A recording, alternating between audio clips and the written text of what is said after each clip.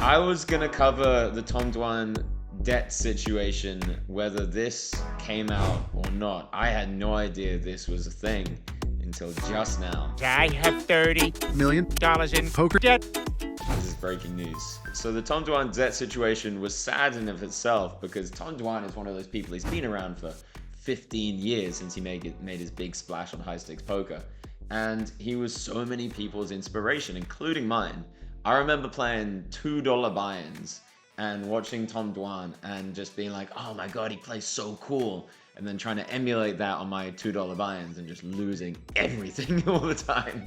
Because by the way, if you're trying to win the low stakes and micro stakes, don't bother trying to play like Tom Dwan. Just play tight and aggressive. You'll be fine. Bet your value hands big and make your bluffs small as possible. Don't bluff off stacks unless it's in a very particular situation. You're welcome. This is wild, and let's just watch the video together and we'll come to a conclusion ourselves. Well, I'm just inquiring, you know? Pretty good knowledge that he owes about $30 million. 30 million? That's what you heard? 30 million. Race. Oh my God. And so when these people hop up and he owes them a couple hundred K. Yeah, but like pay off a couple hundred K. Well, but maybe the people with the bigger balances are people that you really would want to make sure they get paid.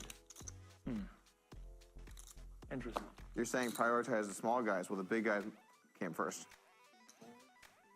I mean, there's a strategy of paying off your debts. Start with the smallest one. That's a strategy.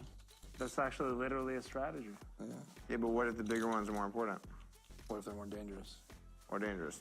Well, but then you'll have fewer things to worry about, you know? Like, okay, all right, cool. I paid off all the small couple hundred K. Yeah, the All small right, now ones. let's work on the $30 million one. The small, This video is sponsored by Elite University. That's right, I'm not selling my soul. Let me give you a very quick value proposition because I truly want to help as many people become financially free through poker as humanly possible. If you want to pay for poker coaching, it usually costs hundreds of dollars per hour sometimes. In Elite University, you got to pay $77 a month and you can go to dozens of coaching sessions ranging from 100NL players to 2KNL crushes to MTT crushes, you know, things like this. Think about that value proposition for a second. I've created a community that even people that generally can't afford coaching can get a ton of coaching, like a ton of coaching.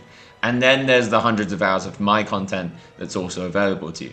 And still, if you can't afford it, for watching this video, my beautiful human beings and souls out there, I'll give you an extra 22% off. Use code FF, but only available for the next 2 days. I love you all. Enjoy it. See you there. First of all, I want to say that despite the umbrage that I've taken with Doug in the past, I don't think he's the kind of person to make these kind of statements publicly without having thought them through, especially what he's been through over the last year, where he's really been held to account and his veto have been held over the fire by a lot of the poker community. I don't think he's the kind of person to just blurt this out on a live poker stream without actually having good information on this. So my instinct is that it's very likely that it is true because I don't think Doug would just throw that out there if it's not.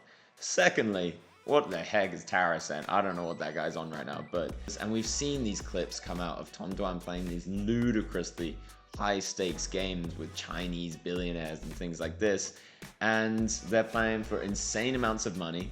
And these types of people, I can only imagine, have pretty strong and dangerous connections and could be connected or could be themselves the types of people that you do not want to owe huge amounts of money to. So when Peter Jetton and Daniel Cates come out and say, this guy owes me $1 million, this guy owes me 200K, 300K, 100K, whatever it is, and there's quite a lot of these accusations that have been piling up against Tom Dwan in the recent months, perhaps you just don't want to pay these people. Perhaps you don't even want to be seen paying these people, because then what if some Chinese billionaire that has connections to the mafia or whatever the Chinese version of the mafia is, somebody let me know in the comments. What if he sees that and is like, dude, you owe me $30 million.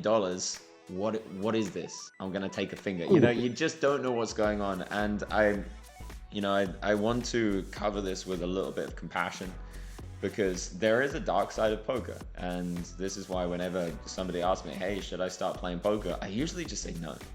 You know, like if you're not already in love with the game, poker's probably not going to be your full-time job. And there's such a dark side to it, especially if you have the proclivities, the tendencies, the human desire to gamble, gamble, gamble, chase those dopaminergic highs, then you're the kind of person that can be susceptible to falling into the pit of the dark side, the hell of poker. And it is an illness, you know, it truly is an illness. Addiction, if anybody's been through it, in fact, we've all been through it. Who hasn't gone through like a phone addiction or a porn addiction or whatever it is addiction that you guys go through in your spare times? We all have various levels of addiction, but some people have it a lot darker and deeper than the rest of us. And actually, I feel like addiction comes from a lack of connection, usually on a mental level.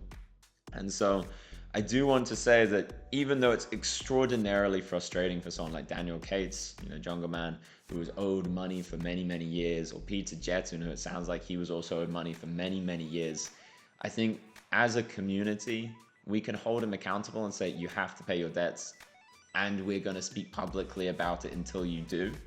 So there is accountability and there's an incentive for people not to steal money from other people. That has to be there. We have to speak about this publicly as much as we can as a community. The police ain't getting involved in the poker community. We got to self-police, and sometimes that means throwing out accusations that turn out not to be true, and sometimes it means throwing out accusations that turn out to be true.